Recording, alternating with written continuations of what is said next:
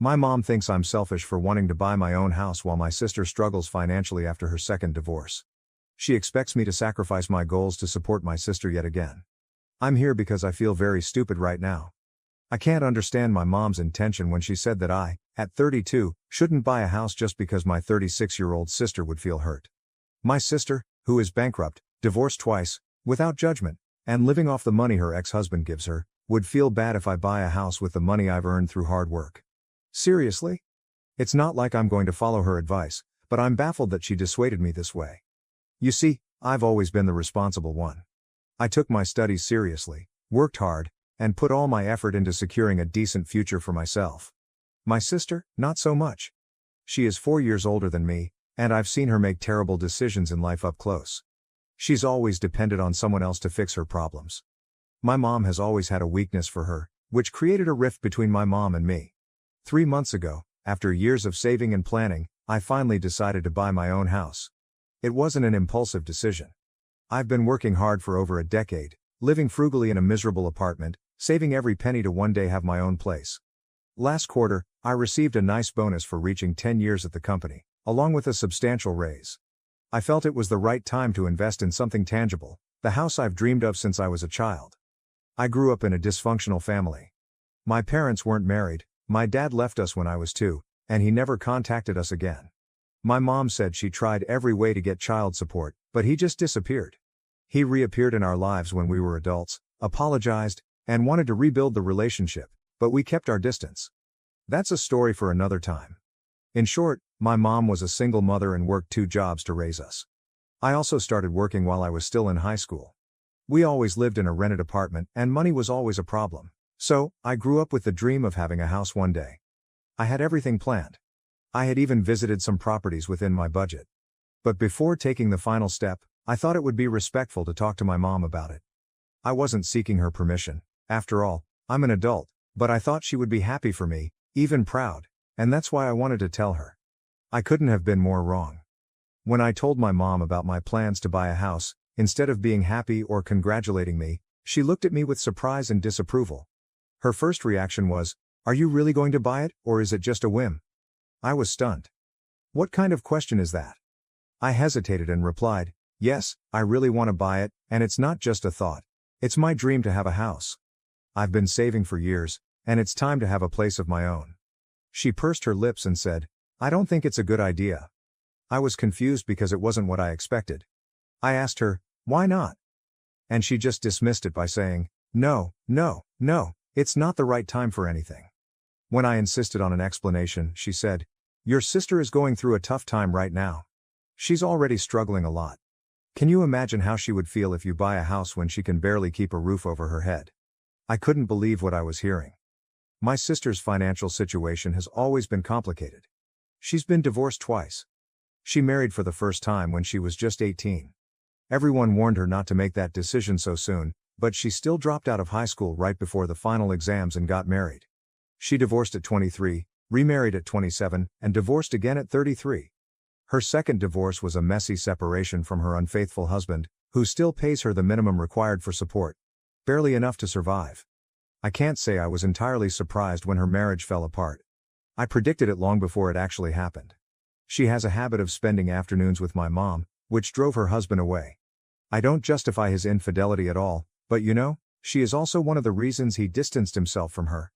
They used to have very ugly fights because she didn't spend time with him. She didn't go out with him. Most of the time, she was glued to my mom. They would go shopping, to the movies, and take walks together, leaving her husband alone at home. I don't know why, but she just loves spending every afternoon at my mom's house. They sit and gossip about anything and everything. My sister has always been a source of stress for me. After her first divorce, instead of picking herself up and finding a way to be self-sufficient, she moved back in with my mom. She has a very carefree attitude toward life and expects the best of everything. She dropped out of high school to marry the love of her life. After that love fell apart, Mom asked her to go back to school, but she didn't. She worked in some jobs here and there, drifted around most of the time, and then got involved with another loser, which resulted in another divorce. I even asked her to acquire some skills and get a job, but her lazy butt refused to move. She relies completely on the crumbs her ex-husband is legally obligated to give her and the endless support from our mom. The interesting thing is that mom happily supports her, but I had to manage on my own. I worked hard to complete my education, juggling jobs and studies until I finally graduated. I wasn't handed anything on a silver platter. Every penny I saved was through my own effort. And now, I wanted to use that money to secure my future, but my mom wasn't pleased. I was almost in tears with her reaction and replied, saying, "I've worked very hard for this. I shouldn't have to put my life on hold just because she's not in a good situation." But mom said, "You don't understand how she feels. She has nothing. You have everything. A good job, savings, and even a boyfriend. Tomorrow you could announce that you're getting married, and I couldn't say no, but a house? No, it's too much for your sister to handle." I told mom it wasn't my fault if my sister's life was falling apart. She needs to take control of her life like I did. But mom's final argument was, "She's your sister, and families shouldn't rub each other's success in the misery of others." This wasn't the first time my mom tried to make me feel guilty for putting my sister's needs above my own, but this time it was too much. She was asking me to sacrifice something I'd worked for years to achieve, just to avoid hurting my sister's feelings. And what if my sister never improves financially? Does that mean I should sacrifice my own happiness? Mom was offended, thinking I was belittling my sister. I wasn't belittling her, but it's true, she's had years to recover. It's not like this situation is new. Her situation has always been miserable, and she has already accepted it. Mom yelled at me, saying, "Your sister is still recovering from her husband's infidelity, and you need to be patient." She added, "If you have nothing better to do with the money, give it to your sister." She wanted to start her online business but hasn't been able to do so due to lack of funds. Her advice horrified me. I told her that would be the last thing I would do with my money. I'd rather spend it on a luxury vacation than give it to my sister when I know it won't be of any use. Our discussion turned into an argument. I tried to make her understand my point. That her divorce happened a long time ago, and she needs to move on if she hasn't already and sort out her life. Her personal crisis has nothing to do with my goals, but she wouldn't budge. She kept insisting that me buying a house would only make things worse, making my sister feel even worse about her situation. Finally, I set a boundary and told her, "No matter what you say or think, I don't care. I'm going ahead with my plan. I'm so distressed right now. How can parents be so cruel and insensitive? Sometimes it makes me question my own sanity, whether I'm seeing things as they are or if I'm overreacting." Update 1. Thank you for cheering me on, and yes, you can congratulate me because I have a new house. Nothing luxurious, just a 2-bedroom house with a spacious living room and a small front garden, although it's in a nice neighborhood. Sorry for not updating sooner, I've been busy setting up the house. Here's the new update. As I mentioned in my first post, I bought the house despite my mom's objections. I knew I wanted it for myself, regardless of whether my mom liked it or not. I didn't even inform her about it. It wasn't out of spite, I just couldn't deal with another round of emotional manipulation. I thought they would eventually find out, and I'd deal with the consequences at that time. It hurt because it was something important to me, and I wanted my family to celebrate the moment. I wanted to involve her in the process, but she chose to sabotage it. After the last argument, I kept my distance from my family. My mom sent messages and called several times, but I didn't respond. She thought I was angry. Her last message was, "I know you're angry with me, but trust me, this is best for you and your sister. We're family, and we shouldn't hurt each other. When you calm down, you'll see how good it is not to rub the house in your sister's face."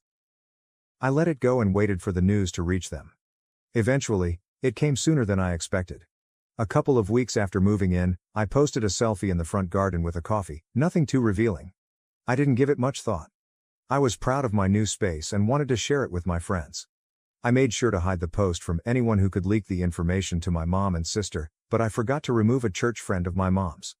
She saw it and mentioned it during Sunday prayer, and within hours, my phone started blowing up with messages from my mom and sister. I was busy and didn't see the messages. I didn't even realize my mom's friend had seen my post until I received a call from my mom. It had been months since she last called me, so I answered. As soon as I did, she launched into a tirade. "How could you do this? Do you know how bad your sister is? And you go and buy a house without even telling us? What were you trying to prove by doing it behind our backs and satisfying your damn ego?" Instead of hanging up, I decided to confront the issue. I said, "I didn't think it was necessary to inform you. I knew how you would react." My mom interrupted me, saying, "Of course, you know how I react. You did it behind our backs anyway." I could hear my sister in the background telling my mom, "I told you she doesn't care about us. She's just looking for a chance to make me look bad." This made my blood boil. She always plays the victim, always needing to be pampered and protected. Meanwhile, I was expected to put my life on hold, to sacrifice my own happiness for her sake. Mom accused me of being selfish and arrogant, saying I didn't care about other people's feelings. This led to an ugly fight. I told her, I am proud of making a decision for myself, even if you didn't like it. The conversation ended with my mom hanging up the phone. I was trembling with rage and frustration, but I also felt relief. I did what I wanted and didn't give in to her pressure. Last week was my birthday. Neither of them wished me a happy birthday or invited me for Thanksgiving yesterday. It would be a lie to say it didn't hurt. Of course, it hurt. But I'm glad I saw their true colors. I'll stay out of contact with them.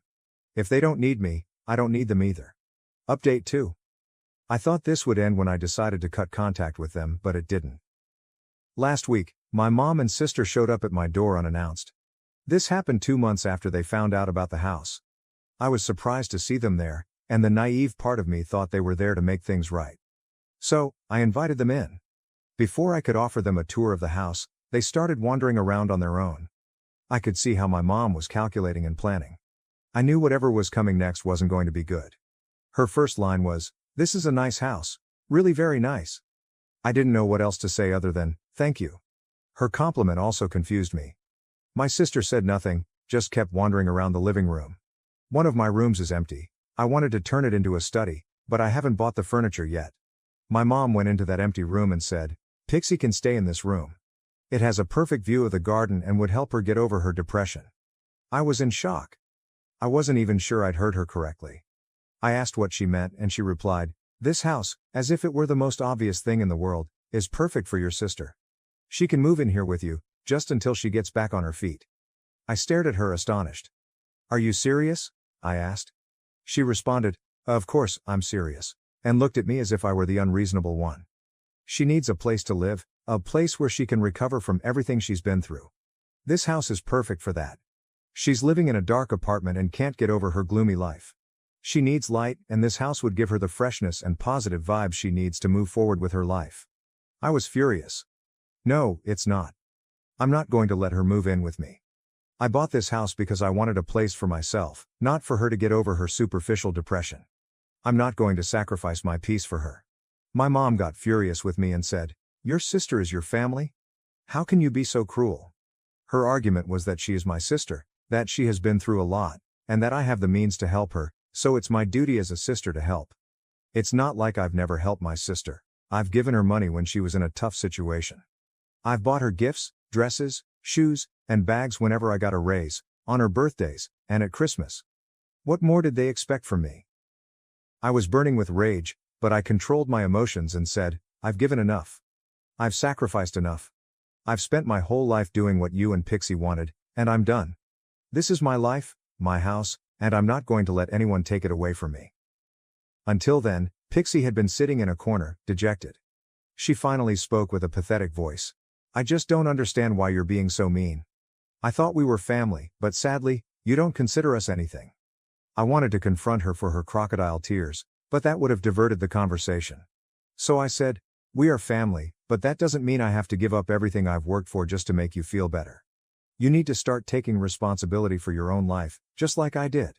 Pixie broke down in tears and said, "I don't have the means to achieve anything in life. You have everything. As family, we should support each other. If I were in your situation and you were in mine, I'd definitely let you stay." "That's not my fault," I said. "You made your choices, just as I made mine, and now you have to live with the consequences." After that, there was a long and awkward silence. Maybe it was rude of me to say those things, but what other option did I have? They were driving me crazy. My mom was angry, and my sister was hurt and crying. I started to feel a bit guilty about my words, but I repressed my emotions and asked them to leave. My mom looked at me in disbelief. She wanted to argue, but I could see she knew it was futile.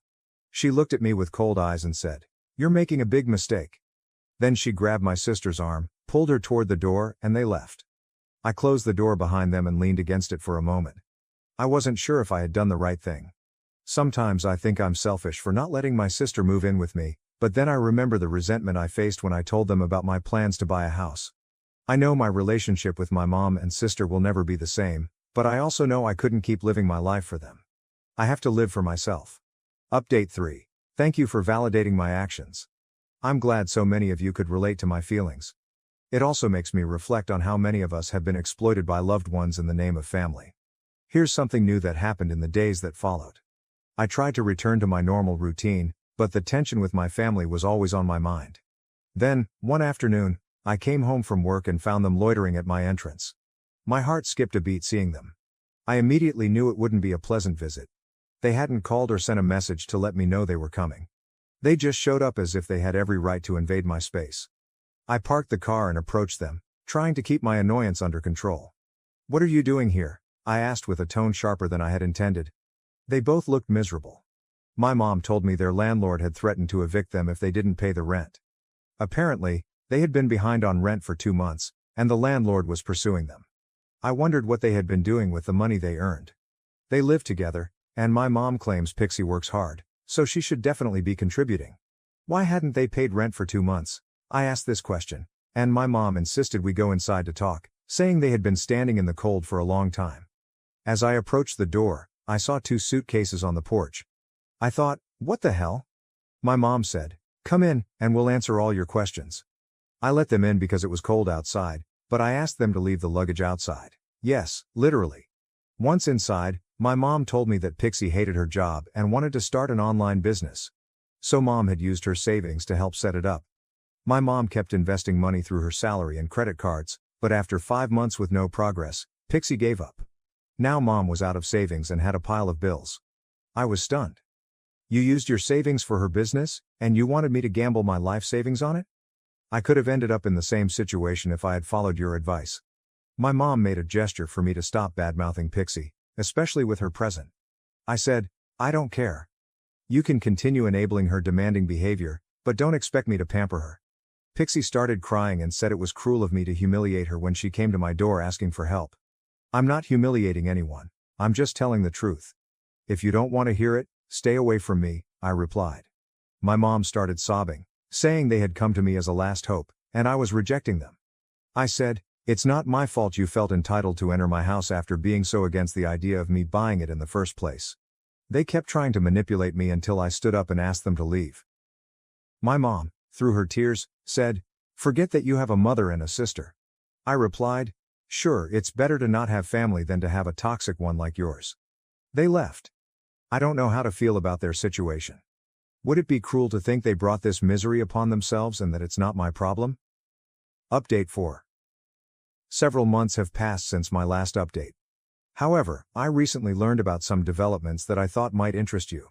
As I mentioned before, I haven't been in direct contact with my mother or my sister Pixie since our last argument. But the world is small, and news travels fast, especially in close-knit communities. A few days ago, I ran into Sarah, the daughter of Martha, a close friend of my mother from church. Sarah and I have known each other for years, though we're not particularly close. We caught up on our lives, and, as often happens in these conversations, the topic of family inevitably came up. Sarah asked me somewhat hesitantly if I knew anything about my mother and sister's current situation. When I said I didn't, she proceeded to tell me something. It turns out that my mother and Pixie are now homeless. Apparently, after our last confrontation, their financial situation rapidly worsened. They couldn't pay the rent and were evicted from their apartment. With nowhere else to go, my mother turned to Martha, her church friend, begging her to take them in temporarily. Martha, being a single woman who values her independence and peace, was initially not too keen on the idea. However, she agreed to house them, but with the explicit condition that it would only be for a few weeks, just enough time for them to find an alternative. Sarah told me that her mother was exhausted. What was supposed to be a temporary stay of 1 week has now stretched over 2 months. My mother's and especially Pixie's presence has completely disrupted Martha's routine and peace. According to Sarah, Pixie has been particularly problematic. Not only has she made no effort to find a job or contribute to the household in any way, but her behavior has also been frankly disrespectful and inconsiderate. For example, Pixie refuses to help with household chores, claiming she's too stressed due to her situation. If she's stressed, she should do something to improve her situation, not keep doing what led her here in the first place. Sarah also told me that Pixie invites her friends over without asking, often leaving a mess that Martha has to clean up. She constantly complains about the food Martha prepares, demanding that Martha cook other things and such. My mother, on her part, seems to be stuck in the middle of all this. Sarah said her mother has noticed how my mom tries to mediate between Pixie and Martha but often ends up defending Pixie's behavior or making excuses for her. What shocked me the most was hearing that Martha has finally reached her limit. A few days ago, she gave my mother an ultimatum: either find a place to move in the next week, or at least Pixie has to leave. Martha expressed that she can no longer handle the stress and tension Pixie brings to her home. Sarah told me all this with a mix of concern and frustration. She said her mother is extremely stressed about the situation and fears it could affect her health. She also mentioned that several church members are aware of the situation and are divided on how to handle it. Some feel compassion for my mother and Pixie, while others are upset about how they are taking advantage of Martha's kindness. What do you all think? Will my mother go with my sister or throw her under the bus to avoid being homeless? Place your bet. I believe my mother will go with Pixie because she has always defended her no matter what. But that's my assumption, based on years of knowing them. Update 5. Well, I have to admit I was wrong. It's human to make mistakes, but it's wise to acknowledge them and correct them. But I don't feel bad for being wrong, rather, I feel good because I was wrong. When, 2 weeks ago, in my previous post, I said that my mother wouldn't abandon Pixie, she did. I would have bet my house, though I'm glad I didn't because I wouldn't have liked to be in Pixie's situation now. And yes, my mother chose to continue living with her friend rather than with Pixie. At least she has realized that the whole situation has been her mistake, better late than never. Anyway, from what my friend Sarah has told me, my mother should be looking for a place soon, as even though Martha has let her stay if Pixie left, she doesn't want her to stay forever. As I mentioned in my previous post, Martha is very independent and values living alone. Anyway, my mother isn't like Pixie and has a job, so finding something shouldn't be too hard. As for Pixie, I know she's living with our father. I've mentioned that it's a complicated situation and one for a different post. If I ever feel like it, I might tell that story, but in a separate post because it's a completely different topic. Anyway, since many people wanted an update about my mother and sister, here it is. Maybe if there are a lot of comments asking me to post about my father, I'll do it. But at least this is the end for me regarding the story of my house.